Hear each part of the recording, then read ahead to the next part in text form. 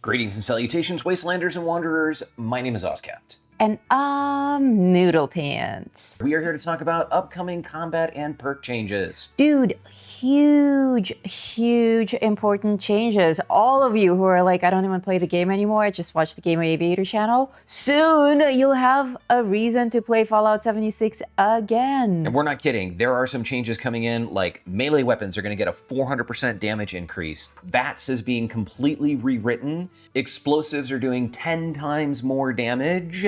And if you're using prime receivers, we need to talk. Well, we need to talk anyway, but whether you are a bloody build, a heavy gunner, a melee build, a bow build, a run around and give people hugs build, it does not matter because this stuff applies to you. This is a massive article. There's more here than we could ever explain in a single video. So we encourage you to follow the link, which we'll put in the video description. And in this video, we're just gonna try and touch on the most salient points that we think you should pay attention to. First off, this is not out yet. In fact, it's not even out on the P.T.S. They're telling us that it's coming so that we can start to get excited and make videos about it and stuff like that, but they're not telling us when it's actually gonna land. The objective is to make underperforming weapons viable, to improve manual aiming, to balance V.A.T.S, and to use this as a foundation for future improvements. They're describing it as one of the largest numeric shifts that Fallout76's combat has gone through, building on the combat rebalancing work that they started last year. There's a strong focus on improving the experience of using weapons both in and out of V.A.T.S, as well as providing a significant boost to underperforming weapons, which if you ask me are like, I don't know, maybe a third or half the weapons in the game. Oh, hell yeah. They specifically mention that they'll be watching for follow-up adjustments both within the P.T.S and in future patches. So you can understand that to mean that if they make something OP or UP, I don't even know if UP is a thing. Basically, if they screw it up, they reserve the right to fix it. Yep, if they catch us having fun again, they'll nerf it. Starting with melee weapons. There are massive damage increases coming to weapons like the Super Sledge, going from 107 to 271. That's 153%. How many of you use baseball bats? Baseball bats. How many of you are fans of the Warriors? Well, baseball bats are gonna go from 69 to 182. That's a 164% increase. Hey, with that increase, I think I'll make like a Harley Quinn character with a baseball bat. So the article states significant increases to melee weapon damage. Examples include the Assaultron blade going from 51 physical to 115 physical plus 10 bleed per second for 10 seconds. Wow, that's insane. And the Chinese officer's sword is adding 15 bleed per second for 12 seconds. Sneak attack multipliers saw widespread increases as well, with many weapons moving from 2 times to 4 times multipliers. Some weapons are also going to be doing 4 times critical hit damage. You know, with all these melee upgrades, it would be really funny if they adopted our super mutant proposal. That would be hilarious. Hint, hint, Bethesda. Explosive weapons are about to get nuclear. Hell yeah. With the Fat Man going from 455 to 1,386 explosion damage. That's more than 200% increase. The M79 grenade launcher from 117 to 522. The missile launcher from 262 to 968. And hold on to your Game of Thrones. The dragon is going from 541 to 1145. Wow. Bethesda wants player weapon explosions to lose less damage toward the outer edge of the explosion, and so they significantly boosted explosive weapon damage across the board. So it's actually more realistic. That's what I think they're going for, is more realism with everything. You'll see that in a minute when we start talking about V.A.T.S and aiming. Bethesda is also reducing the impact force of many explosions so that they no longer push corpses and objects as far. Oh, that was fun though. We do love the ragdoll effect. Yeah. And then they're making adjustments so that the impact force of certain explosions is more appropriate to the size and scale of each explosion. They're also reducing the frequency of grenade, mine, and explosive weapon ammo in containers and enemy loot, and increasing the crafting cost of Nuka and Nuka Quantum grenades. They've rewritten V.A.T.S entirely, with the objective of making it more consistent and intuitive, with overall hit chances with most weapons ultimately being higher. The new system starts with an assumption of a maximum hit chance of 95%, and then various factors are going to reduce your chance, including things like distance to target, target visibility, the difficulty of hitting the target's body parts, your weapon's range, its cone of fire, recoil, fire rate, things like that. So again, that seems more realistic. There's a lot more craft that's going to be involved in actually using VATS, and I think it will make the game a lot more interesting. Medium and long scopes now have additional zoom levels where you can press the VATS button to toggle between 2 or 3 zoom levels depending on the scope. Nice, I may have to give scopes a shot again. There are also reduced camera movement for many weapon actions in first-person view, including firing, reloading, and post-fire actions such as bolt action animations. Wow. Additionally, we'll see some reduced recoil across the board. We'll get smaller cone of fire, and we have a better accuracy while moving or crouching to look forward to. Now let's talk about the Prime Receiver. These have been overhauled to become vastly more powerful, but more expensive to use. Bonus damage is going from plus 25% to plus 100%. There's a 20% longer range, but at a 25% higher AP cost, higher recoil, larger cone of fire, and a slower rate of fire. And holy cow, am I saying this correctly? Ultrasight ammo no longer drops randomly? That's right, you guys are gonna have to make your ammo. Every time, that's gonna be the only way to get ultrasight ammo. Ultrasight is a limited resource, so ultrasight ammo is also going to become a limited resource. A lot of people run prime receivers just because you get more ammo when you craft it, so ultimately the ammo is cheaper. I would not be surprised if Bethesda changed that and made the cost of crafting ultrasight ammo more in line with the scarcity that they're trying to create. The first thing that probably popped into your head when I said craft more ultrasight ammo is where am I going to get more ultrasight? Ultrasight is a product that you get from scrapping hardened mass, and you can get hardened mass from enemies in a nuke zone. So you can drop more nukes, or Bethesda is now adding nuked flora and glowing creatures to areas affected by radstorms. That makes so much sense. I've been wondering about that for years and years and years. Do you think that will affect our radstorm weather stations? They don't say that it will, but I'm gonna guess no, because that would just make it too easy to farm. That's true, because real radstorms, they come and go. Yeah. So there's scarcity. Yep. Whereas a radstorm weather station is a permanent installation. Now they are making them more common, slightly more common across Appalachia, and you can see them from a distance. So if you see a radstorm, run over there and you will have a slight chance of finding nuked flora, glowing creatures, and actually some kind of badass enemies. And while you're there, don't forget to fish. Glowing creatures in general will often scale slightly above players' levels up to level 100. And for you lower level players, you don't have to be afraid of that glowing one anymore, because he's just going to give you a hug. That's right, fear not, little ones. Gauss weapons now consume multiple ammo per shot. Gauss rifle went from 1 to 3, and Gauss shotgun went from 1 to 5. At first pass, that looks bad. But Bethesda's also saying that crafting yields and contextual ammo drop rates for 2mm EC ammo have been increased. So while it costs more to use, you should be able to make more of it, and they might just balance out. But then you have to carry more of it, and that takes us to our carry weight. You're fat as it is. I'm on a diet. I'm eating my broccoli. Eat your broccoli. Before we jump into changes for perk cards, let's quickly touch on changes to enemy health. Super mutants, power armor enemies, and scourge beasts are all getting buffed. Yay! I was getting so bored. Bethesda's explained that since many low-performing weapons have received significant damage increases, median player damage is now much higher. To account for this, we've adjusted the health and resistances of major enemy types, including super mutants, mole miners, enemies in power armor, protectrons, scorch beasts, death claws, and many others. These creatures also have additional contrast in their resistances to better highlight their strengths and weaknesses versus each damage type.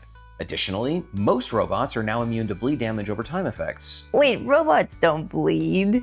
They say that robots with an organic component, such as robo-brains, will still bleed, but I kind of think that any robot should bleed hydraulic fluid. Oh, leak then, leak. Okay, so robots don't bleed, they leak. I like this because you're no longer going to be able to just make a super powerful build that can kill everything. The super ultimate build. Super ultimate last build for 2025 now today, which is actually just a repeat of the build from 2023 with a new thumbnail.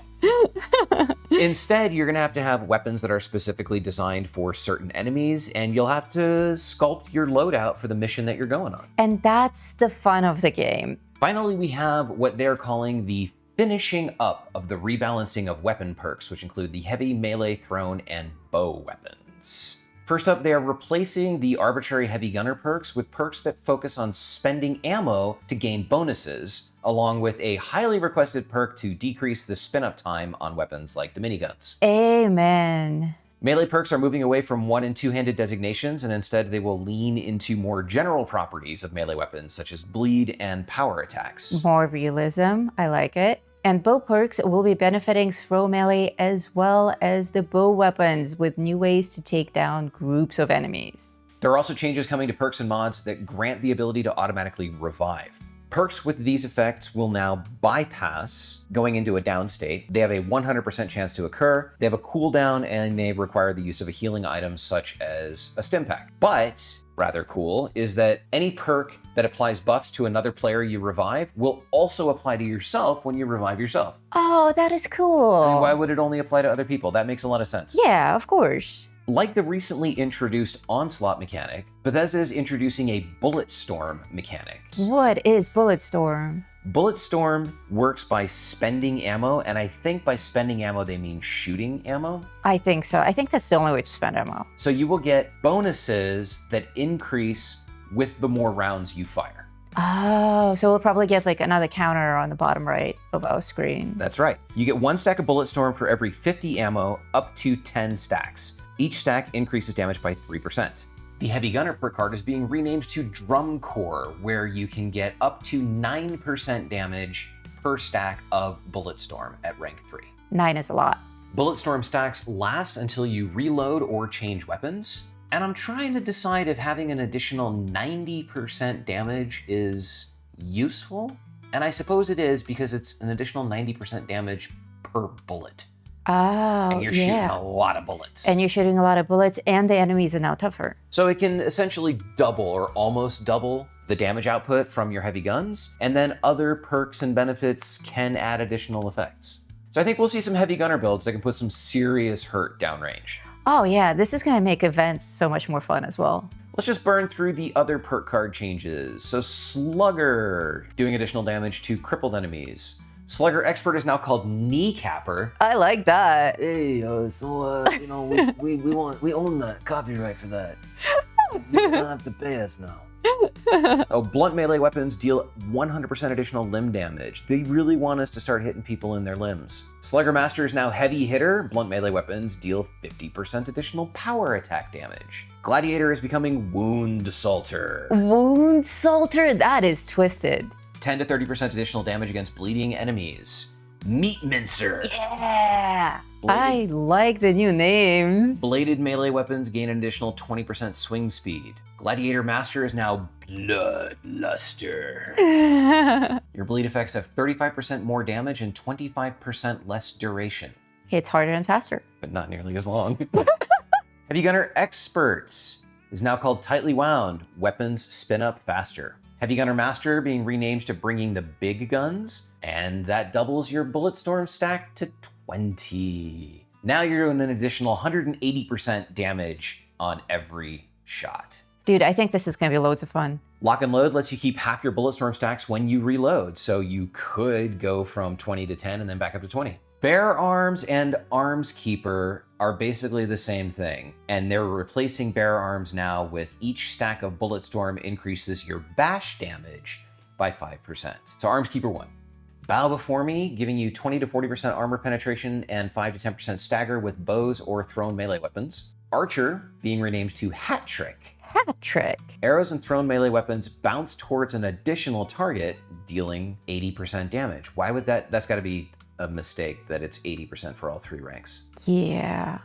Now, a note from the dev saying the damage is reduced by 80% with each bounce. Bounce range is based on the weapon's range. Without clarity on this 80%, that doesn't seem very useful.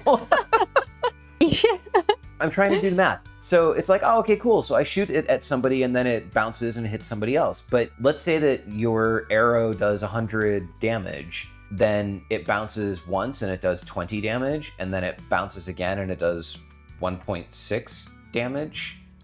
That doesn't seem very useful. No. We'll let them work on this. This is clearly Not at all. half-baked. It also doesn't seem very realistic. Arrows don't act that way. Archer Expert is now called Deal Sealer. Maybe you're throwing racquetballs. Maybe. In that case, yes.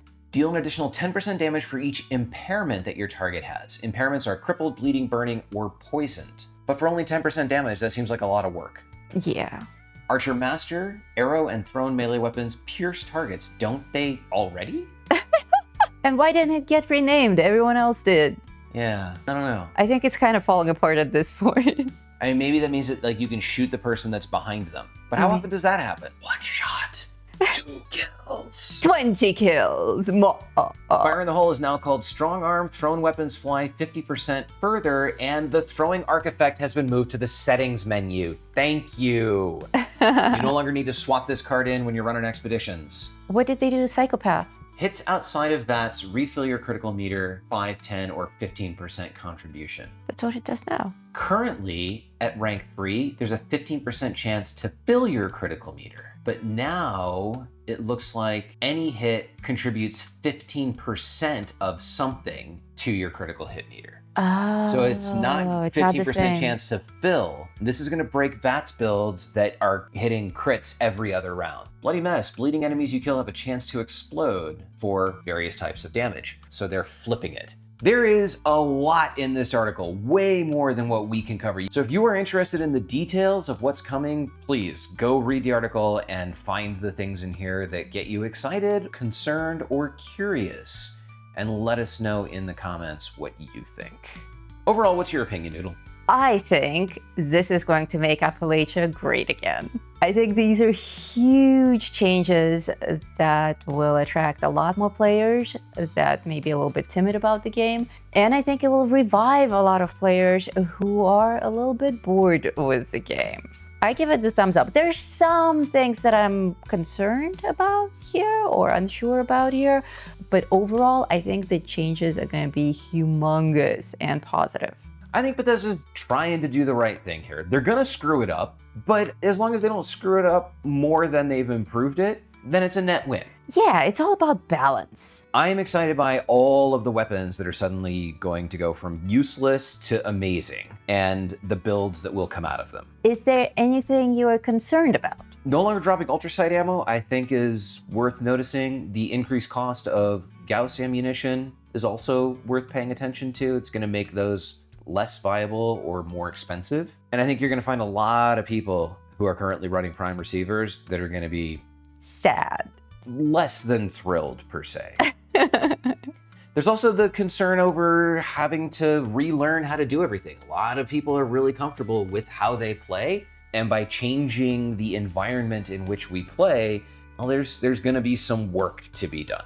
I think it's all about adjusting your perception. Change is good, but it's also scary. What do I always say? You get comfortable, you get dead.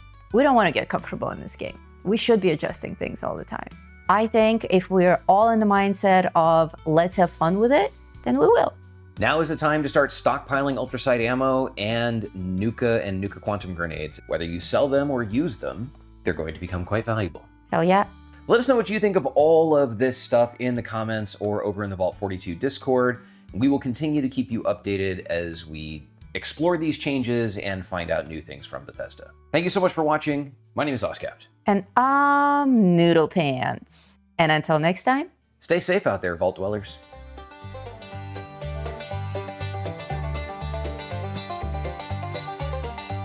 In the heart of West Virginia, where the shadows creep and sway, lies a land of rusted dreams, where the brave dare not stray. Appalachia, oh, it's a treacherous ride, with dangers untold and no